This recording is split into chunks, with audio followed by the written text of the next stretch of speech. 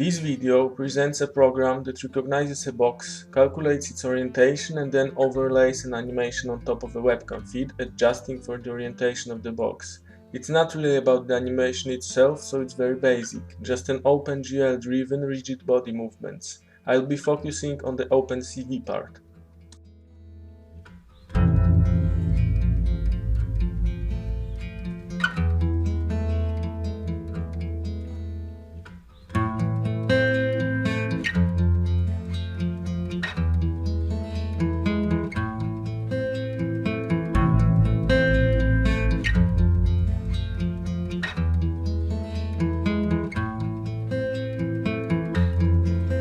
The logical flow of the program is as follows. First, we need to recognize a box. I am saying recognize, not detect, because we are going to display different animations depending on the box that we see in the webcam feed. Secondly, we calculate the geometrical orientation of the box. What might be interesting, there's no camera calibration in the process. After that, having the orientation, we pass the data to OpenGL and render an image. Finally, we simply put the rendered image on top of the webcam feed. How do we recognize the box? We can use something that later on will be instrumental in calculating the orientation. I am referring to feature or key point matching. Here I use orb descriptor. We can extract distances between the matched points. Having that, we can say that we are interested in the best, for example, 100 matches. Then we calculate an average distance using these 100 features. We need to set a threshold for the average distance so that a random scene is not considered a match. Basically, we are iterating over our boxes and the first one to meet the average distance criterion is taken for further processing.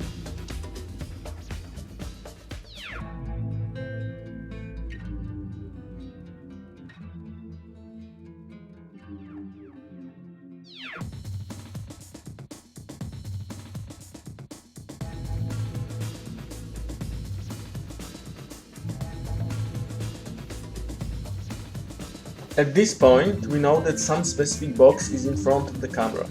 How to calculate the orientation now? We begin with homography. With OpenCV, having the descriptors of the matched features, which we already have, it's just one line of code. Okay, so what can we do with the homography now? As our reference image, we have a simple non-tilted image of the box front. We can draw unit vectors representing x and y axis on top of it. Then, having the homography, we can transform our unit vectors. The problem we are facing is that we are interested in distorted 3D coordinates of unit vectors representing x, y, and z axis, which is 9 variables, and from the transformation we have just 2D coordinates of x and y, 4 variables, that's 5 to go. How to get them? I begin with a simplification. Specifically, I am assuming that the transformation can be modeled as an orthographic projection. Now, z-axis can be computed with x and y-axis by doing a cross product. This gives us 3 equations. We still need more. We know that x and y are perpendicular to each other. This means that dot product of x and y should be 0. Finally, the length of x and y unit vectors should be the same. We can't set the length to be equal to the original value because we have an unknown scaling factor. Anyway, we end up having 5 equations and 5 unknowns.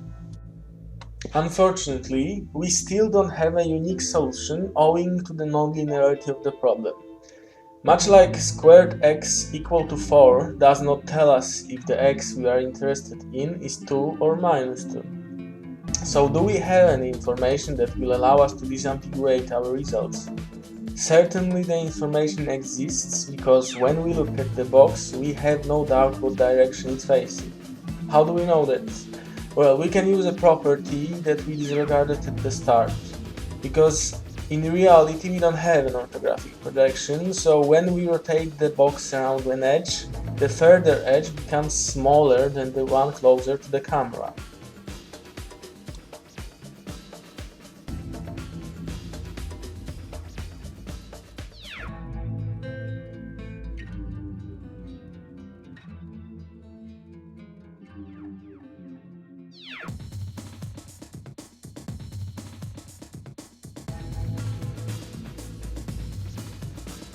Okay, so now we know how to calculate the direction vectors and we can pass them to OpenGL, render our animation and combine it with the webcam feed.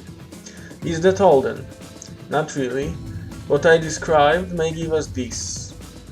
It's shaky and does not allow us to tilt the box significantly.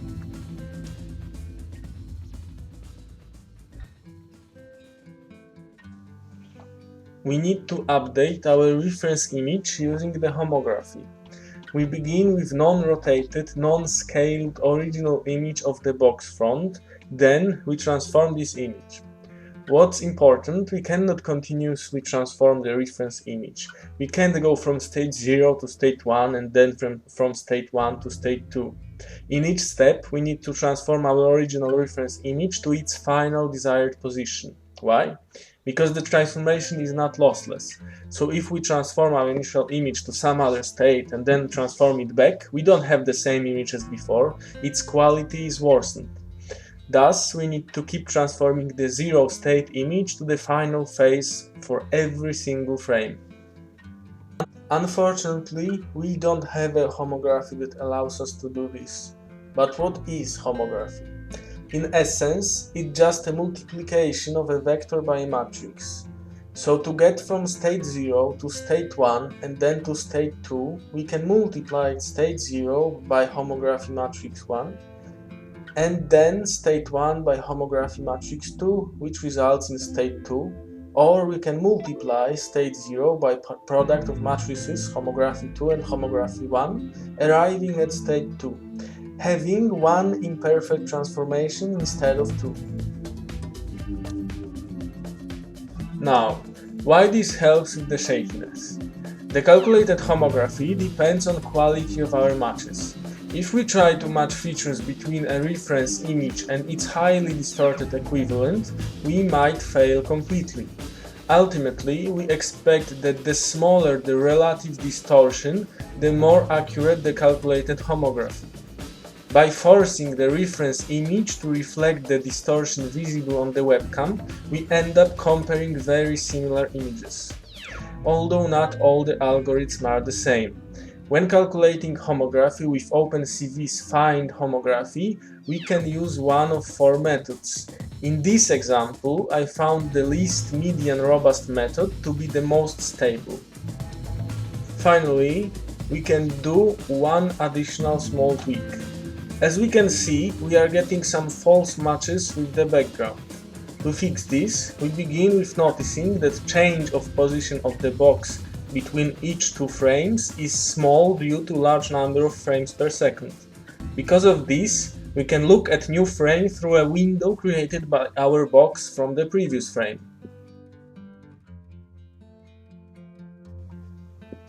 What are the issues? We may notice some glitches when the Z vector is filtered improperly. Also, we can see unstable behavior when looking directly along normal direction of the box.